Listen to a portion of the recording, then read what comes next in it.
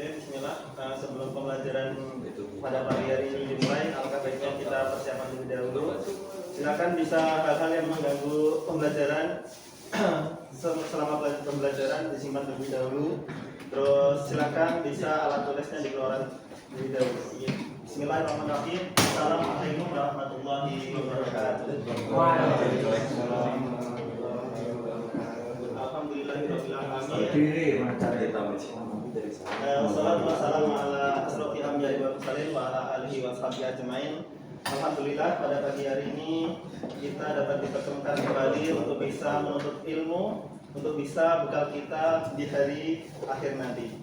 Oke anak-anak, bagaimana kabarnya hari ini? Alhamdulillah luar biasa. Oke, sebelum pembelajaran hari ini kita mulai, mari kita buka dan awali pembelajaran pada pagi hari ini dengan bacaan basmalah bersama-sama. Bismillahirrahmanirrahim. Oke anak-anak sekalian, minggu kemarin telah diberi pembelajaran terkait bagaimana atau apa yang bisa menghilangkan sebuah pahala itu. Pada pagi hari ini Bapak ingin menjelaskan atau memberikan kalian pembelajaran terkait bagaimana syirik dan bahaya syirik pada saat ini. Oke, sebelum masuk Bapak ingin memberikan apa tujuan pembelajaran pada pagi hari ini, yaitu bagaimana siswa itu dapat menjelaskan definisi syirik itu dari secara bahasa, kemudian istilah, terus tuntunan Al-Quran, dan juga bagaimana termaktub dalam buku ajar Al-Islam dan Kemuhammadiyaan secara tepat.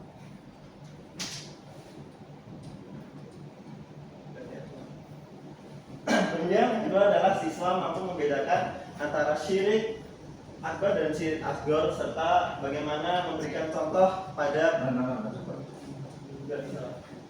Bisa kan? soalnya Bisa. Terus. Kemudian yang ketiga adalah siswa dapat mengidentifikasi fenomena TBC, tahayul, bid'ah, khurafat di lingkungan sekitar, sebagaimana bentuk penyimpangan akidah yang harus dihindari oleh dirinya sendiri dan orang lain. Nah, sebelum masuk pembelajaran, Bapak ingin kalian mengidentifikasi apa maksud dari gambar yang Bapak tampilkan ini. Ada yang tahu? Mungkin Mas Fadlan? Di sini tergambarkan seperti apa? Orang menaruh sesajen di bawah pohon, Pak. Ya. Baunya mana? Di mana? Ini mungkin gambarnya terbelah ya, kayaknya di depan sini ada pohon. Ya, Pak. Dekat kamu saya itu, Pak. Iya. Ada lagi yang bisa mengidentifikasi ini maksudnya apa? Syirik. Sebelum masuk ke situ, mari kita lihat gambar ini itu tergambarkan seperti apa. Sembah makanan. Iya. Apa lagi? Oke.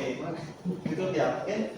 Tergambarkan dari ini bahwa ada bapak-bapak dan ibu-ibu memberikan sebuah istilahnya kayak pemberian. Nah, pemberian ini ditujukan kepada siapa? Kepada seseorang yang dimana ingin mereka dimintai tolong, dan disebut dengan yang namanya syirik. Apa pengertian syirik? Kalau secara gampangnya, syirik itu bisa diartikan sebagai menyekutukan atau bersekutu dengan Allah. Kalau dalam bahasa ta'adudu alihat, atau menganggap Tuhan itu sebagai lebih dari satu. Kemudian secara istilah, syirik itu adalah sebuah sikap, yang dimana sikap itu mempercayai bahwa seseorang atau sesuatu itu bisa memberikan pertolongan kepadanya selain Allah, atau menyekutukan Allah dengan sesuatu.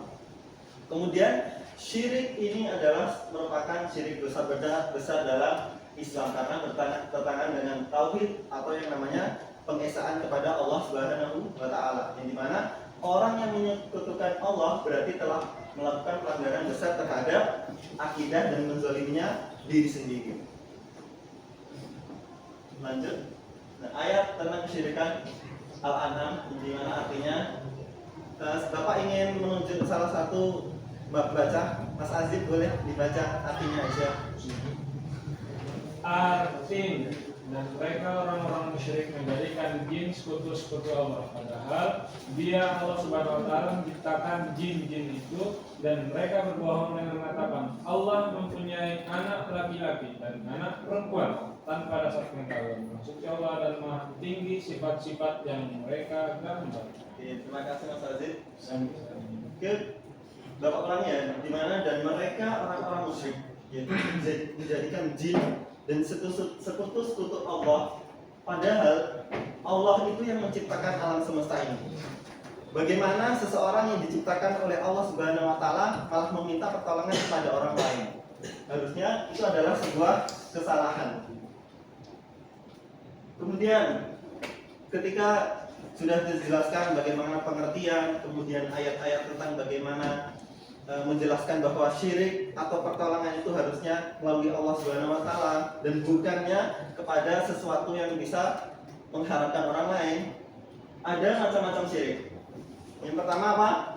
Syirik besar atau syirik akbar.